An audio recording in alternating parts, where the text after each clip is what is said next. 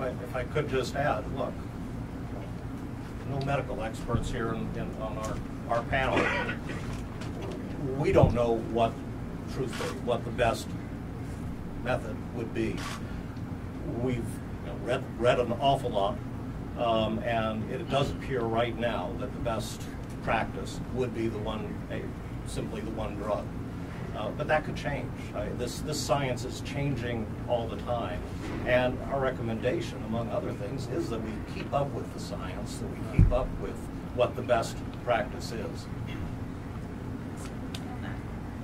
Sure. Just one thing, although we didn't have a specific recommendation of a particular drug, we all agreed unanimously what the criteria would be. The criteria should be the most humane and effective, according to the science available. But that would be the criteria. Whatever the choice is, and it will ultimately be made by political branches in response to the people, but the criterion is the most humane and effective method available. I asked, did you have an opportunity to visit death row or take into account any of the, did you interview anyone on death row? If not, why? No, we did not. We did not.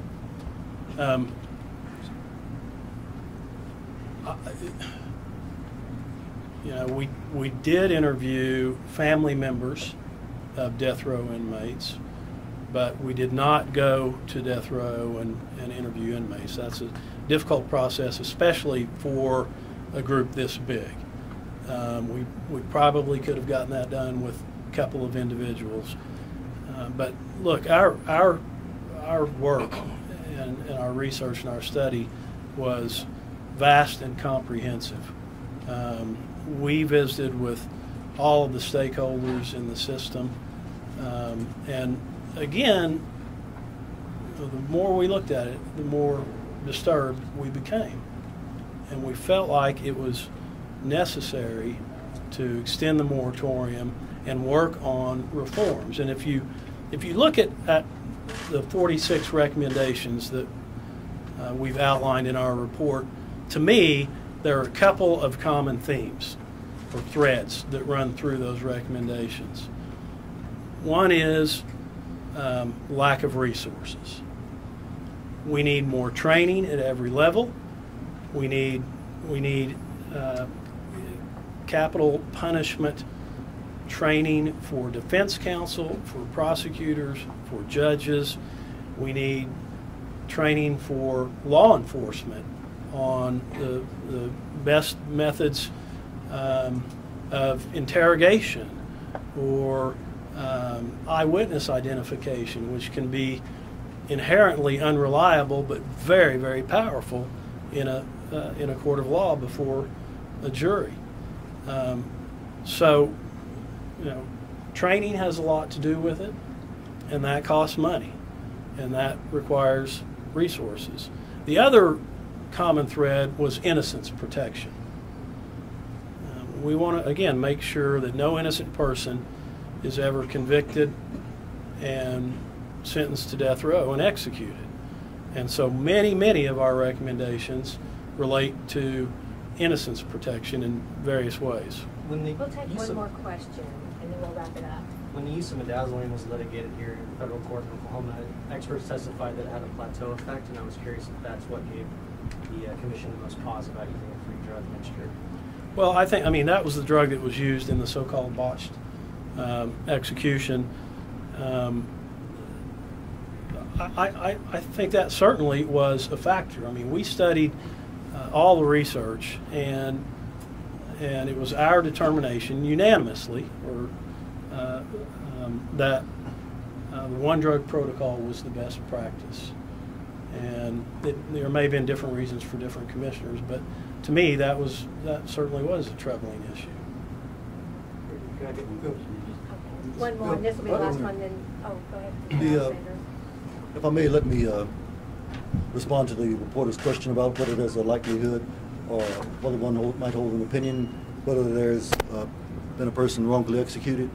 No one knows that or can know that for a fact. But I present a context in which we could all ask that question and answer it for ourselves. We stand here in 2017, 110 years since statehood. another 17 years if you count territorial days. And 41 years since the United States Supreme Court lifted a moratorium on executions because, in the words of the Supreme Court, it was freakishly imposed, arbitrarily. And our report has found, 41 years later, systemic flaws in our death penalty system. Now, whenever there's a systemic flaw within a system, any injustices that that system could cause would fall most heavily on the people with the fewest resources to navigate that system, black, white, red. I did research and I couldn't find a situation, speaking for myself, where a wealthy person was not only not found not guilty, but even charged with the where the death penalty was sought. And so now, in a context in which over 110 years, and we still see systemic flaws, then if one asks the question, and which we found in the past 10 recent years, 10 people exonerated, factually innocent, to take away the legalese, people who didn't do it, who didn't do what they were charged with doing.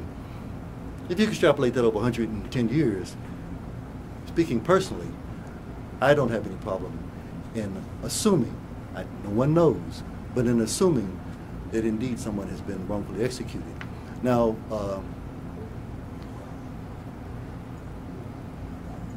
as the governor said, many people would go further or go not as far in our recommendations, but we all agreed unanimously on the proposition. And we think that with the information that this report will make available to the good citizens of Oklahoma, all would agree that an innocent person should not be put at risk of his life in a trial. And we found systemic problems in our death system as it exists right now that could possibly lead to that result. And that's why I voted for the recommendations which could better the system. And then as to your question whether we visited death row, we were studying the system, not individual cases. And then 2 points that all might find shocking, as you find other things shocking as we did when we read the report. What shocked me personally when I read the report, as we prepared the report and as we studied for over a year and a half, was the fact that 2 of the methods of conviction, or the tools used during conviction that would intuitively seem to be the most reliable, we found to be the most unreliable. That's eyewitness identification and forensics.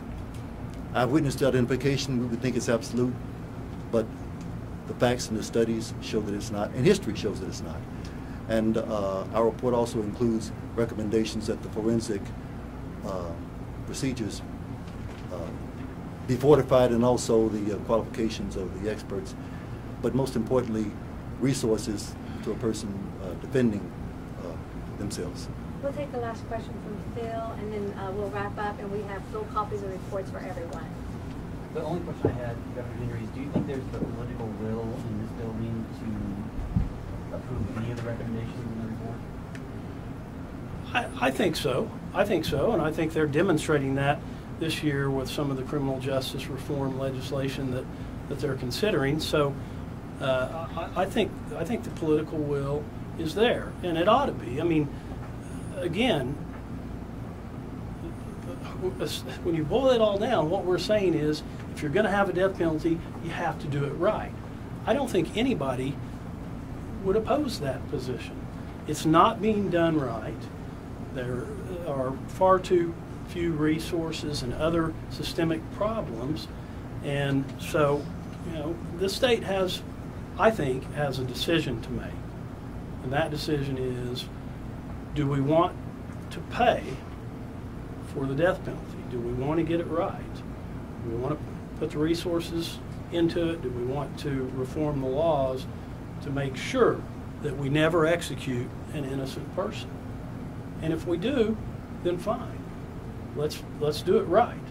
But if we're not willing to pay for it, if we're not really willing to do it right, we shouldn't have it. And that's essentially, I want to be clear, in our report, we are not attacking the legislature or the executive branch or the judiciary or prosecutors or defense attorneys. We're not attacking any of the stakeholders. We're saying, look, you guys do a great job with the limited resources that you have, but you need more resources, you need better training, you need all kinds of things to make sure this process is truly fair and impartial, and someone who gets the death penalty actually deserves the ultimate penalty of death. That's what we're saying. And in fact, our report, I think, is not contrary to the vote of the people on State Question 776. I think it's complementary to that. And one would argue, well, the people of Oklahoma have spoken and they want the death penalty. Fine, we didn't say abolish the death penalty in our report. We're looking at the process. And we said, if you want to do this, it must be done right. And here are ways that we think it can be corrected. You know, we don't know it all, and there are other ways, and you know, not every single one of our recommendations must be adopted, but our recommendations would go a long way from where we are today in ensuring that no innocent person is ever put to death. Thank you, everyone. Thank you all very much. We'll be available for further interviews.